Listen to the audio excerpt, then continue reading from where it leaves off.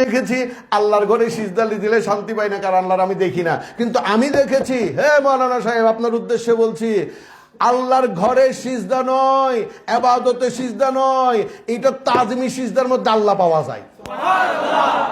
তুমি সেটা বুঝবা না, কারণ তোমার কোনো পীরেই নাই মনে হয়। তুমি কি বলো? আমি দেখেছি আল্লাহর ওলিদের দেহের মধ্যে আল্লাহ বিরাজ করে। আল্লাহর ওলিটার কথা কাছে গিয়ে যখন আমি সিজদায় গিয়ে বলি আমারে তুমি কবুল করো, তখন অন্তরটা প্রশান্তিতে ভরে যায়।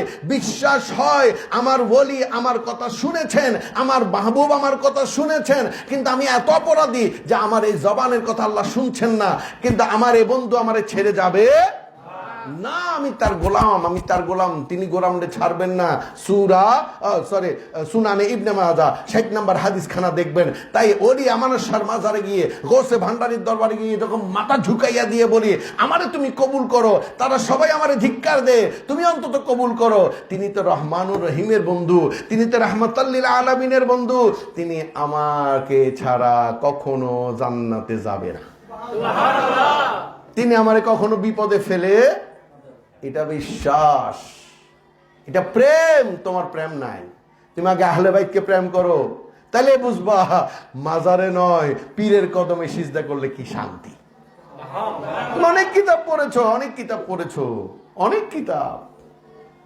মৌলানা টিকটক সাহেব তোহফাতুল আখিয়ার পড়ে দেখিও, মমতাজুল ফতোয়া পড়ে দেখিও, ফতোয়ে জাহাঙ্গীরিয়া পড়ে দেখিও, দাঁতও ফুটাইতে পারবা না, দাঁত ঠোঁটো নাড়তে পারবা না।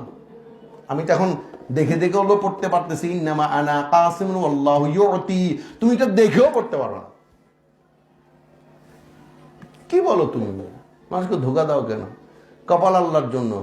কোরআন শরীফে 12 জায়গায় সিজদার কথা আছে, 12টি জায়গায়। হারাম বা শিরিক একটা আয়াত তুমি দেখাও। কয়টা আয়াত?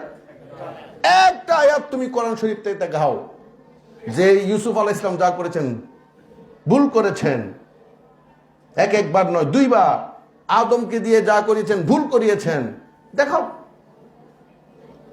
তুমি হাদিস তৈরি একখানা সহি হাদিস দেখাও, সনদ সহ সহি, যে আল্লাহ রসুল বলেছেন এটা শিরিক, অথবা এটা কবিরা গুনাহ, অথবা এটা হারাম।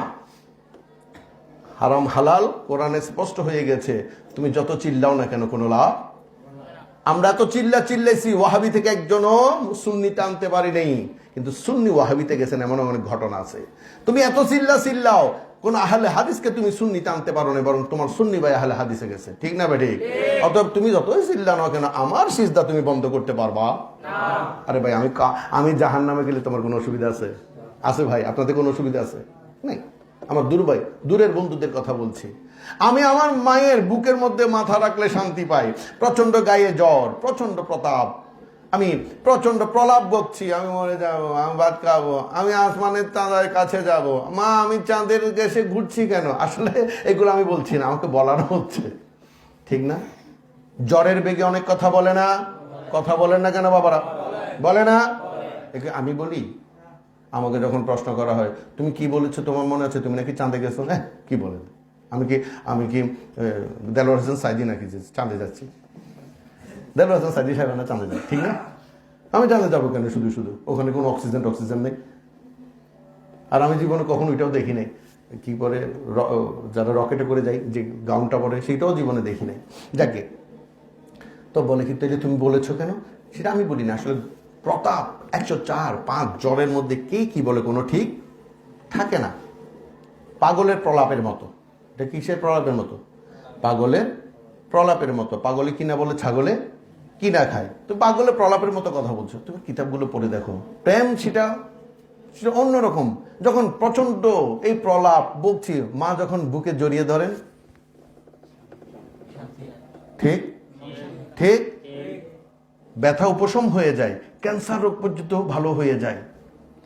একজন মানুষ 3টা খুন করে এসেছে, মায়ের আঁচলের নিচে যখন মাথা রাখে মনে হয় পৃথিবীতে তাকে আর কেউ খুঁজে পাবে, ঠিক না বাড়ি? মায়ের মূল্য যদি এমন হয়, আল্লাহর মাহবুবের মূল্য কত হবে একটু চিন্তাও তুমি করতে পারলে না? এই জ্ঞান তোমার নাই। তোমার কে বলছে মানুষের ঈমান নিয়ে টানাটানি করার জন্য? আরে কেউ ফতোয়া দেন, কপাল আল্লাহর জন্য খাস, কোথায় লেখা আছে একটু দেখাইয়া দেন।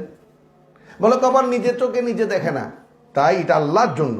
কপাল নিজের চোখে নিজে, আমি বৃষ্টি করে আর বলবো না, যেহেতু বাইরে যাচ্ছে কথাগুলো মনে হয় না, আর দেখ বৃষ্টি করে বলবো না। তা আমার পিঠও তো আমি দেখি না, অনেক চেষ্টা করে দেখেছি। পিঠ দেখেন এখন সাই ফিটটান দেখা যায়, তোমার পিঠ কি কি আছে? আমার আরো কিছু কিছু জায়গা আছে যেগুলো আমি চোখেও দেখি না, আছে না? এগুলো কার জন্য খাস হবে? একটা আছে টয়লেটের জন্য খাস, পিঠটা কার জন্য? বিছনার জন্য খাস, শুধু কপালটা আল্লাহর জন্য খাস হইতে পারছে। ঠিক আছে ভাই, আপনার এখন থেকে শুধু কপাল দিয়ে সিজদা করবেন, হাঁটু লাগাইবেন না, হাত লাগাবেন না, কোনো কিছু লাগাবেন না, সরাসরি গিয়ে করে এটা তো খাস। পাগলের প্রলাপ না?